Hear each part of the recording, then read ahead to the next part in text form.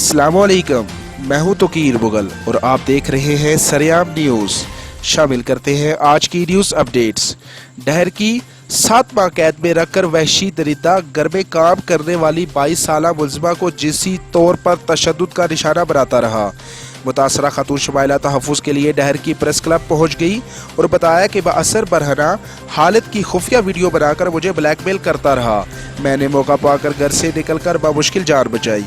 तफसीलात के मुताबिक सादिकाबाद बागड़गड़ी की रिहायशी 22 साला दोशीज़ा गुर्बत के बाइस जब गाँव के बाअसर हमाद दो खड़ड़ के घर काम के लिए गई, जो इलाके का जमींदार भी है और सादिकाबाद में मोबाइल की शॉप भी चलाता है, वो 7 माह से मुझे जिनसी तौर पर तशद्दुद का निशाना बनाता रहा है।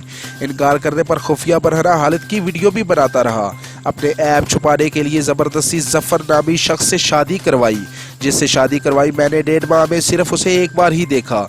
वहशी हमाद मुझे 7 माह तक एक कमरे में कैद करके अपनी वहशत पूरी करता रहा। इनकार करने पर मुझे वहशियाना तशद्दुद का निशाना भी बनाया और वीडियो को इंटरनेट पर रखने की धमकियां भी दी। मैं मौका पाकर वहां से फरार होने में कामयाब हुई।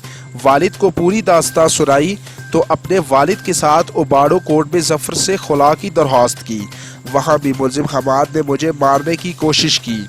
मैंने शोर बजाया तो वो मेरे 55 साला वालिद को मुबीना तौर पर उठा कर ले गया। मुतासरा खातून ने आला हकाम से इंसाफ की अपील करते हुए मजीद कहा कि मुलजिम वहशी दरिंदा नुमा हमाद को कड़ी से कड़ी सजा दी जाए, मुझे तहफ़्फ़ुज़ फराहम किया जाए और मेरे लापता वालिद को बाजियाब कराया जाए।